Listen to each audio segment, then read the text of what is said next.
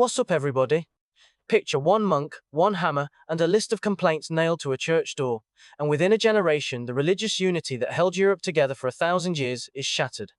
This is AP European History Unit 2, The Age of Reformation, 1450 to 1648. Here's your map. Martin Luther cracks the Catholic Church open. Protestantism splinters into Calvinists and Anabaptists. England breaks away under Henry VIII. Rome fights back with the Counter-Reformation.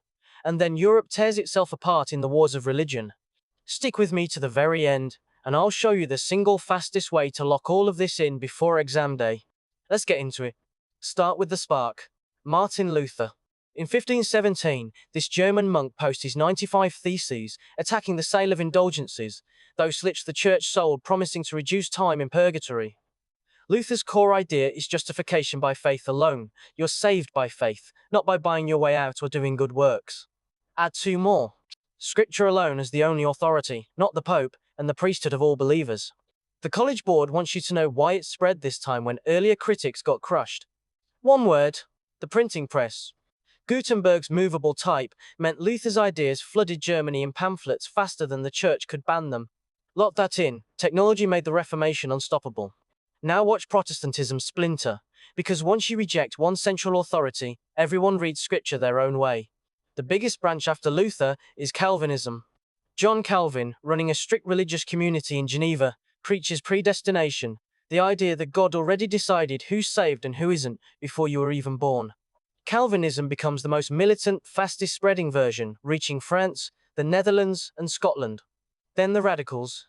The Anabaptists, who rejected infant baptism and called for adult baptism, plus separation of church and state. Both Catholics and other Protestants persecuted them. The pattern: one reformer becomes many, and the splintering never stops. Cross to England, and here's the twist. This Reformation starts with politics, not theology. King Henry VIII wants to annul his marriage to produce a male heir, but the Pope refuses. So Henry does the unthinkable. In 1534, he passes the Act of Supremacy, declaring himself, not the Pope, the head of the Church in England.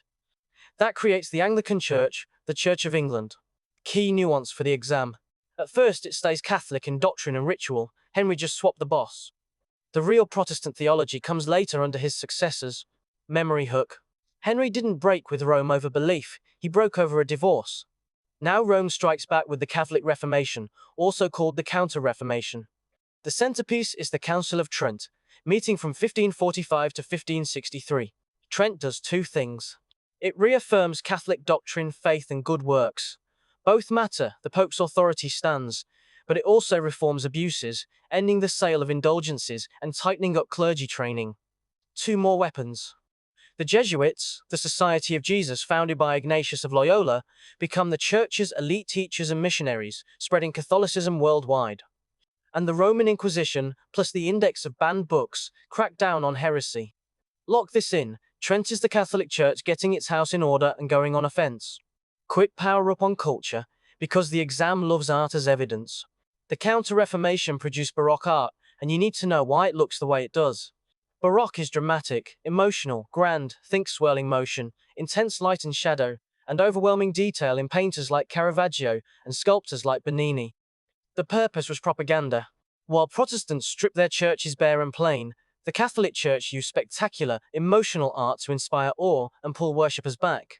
Memory hook: Protestant equals plain, Catholic Baroque equals dramatic. Art was a weapon in the religious war.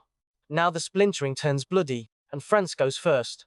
For decades, French Catholics fight French Protestants, called Huguenots, who are Calvinists.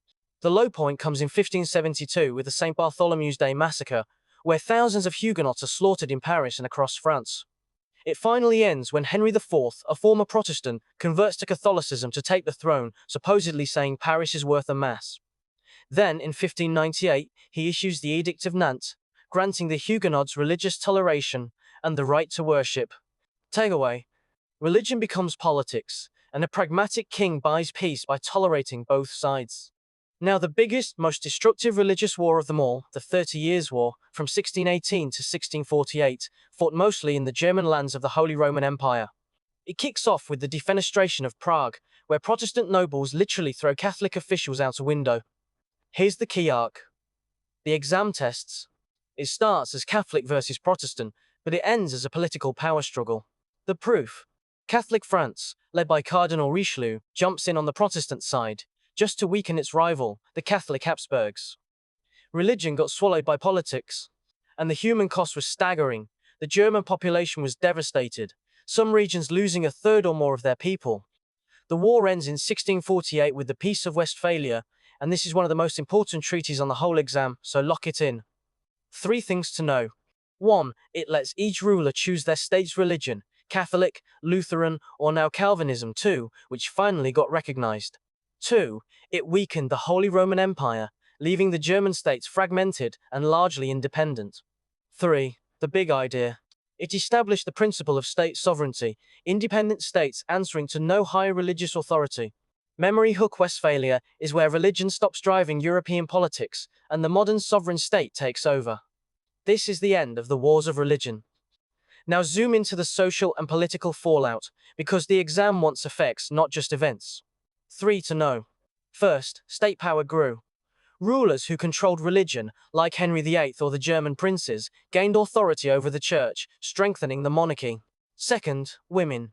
Protestants rejected convents and celibacy and praised marriage, which elevated the wife and mother role, but it also closed off the convent, which had been one of the few independent paths for women. Third, the witch hunts. The religious anxiety, fear, and chaos of this era fueled a wave of witch trials across Europe, and the overwhelming majority of those accused and executed were women. Disruption at the top meant fear and persecution at the bottom. Zoom all the way out, because this is the through line the exam will test. The whole unit is one story. Religious unity breaks, and politics takes over. Watch the arc. Luther splits the church over faith. The splintering spreads: Calvinists, Anabaptists, Anglicans. Rome fights back at Trent. Then the wars of religion start as fights over God, but end as fights over power. France switching sides in the 30 Years' War. Westphalia handing religion to the state. The big idea: by 1648, the question stops being whose religion is true and becomes who holds sovereign power. Nail that, and you own the theme of the whole unit. And that's AP Euro Unit 2, the Age of Reformation. Luther and the 95 Theses, Calvin's predestination and the Anabaptists, Henry VIII and the Act of Supremacy, the Council of Trent, the Jesuits and Baroque Art, the French Wars of Religion and the Edict of Nantes, and the 30 Years' War ending at Westphalia, all of it the story of religion becoming politics. You just covered the whole thing. But here's the truth.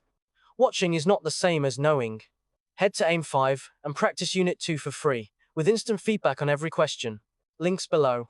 Now go get that 5, and I'll see you in Unit 3.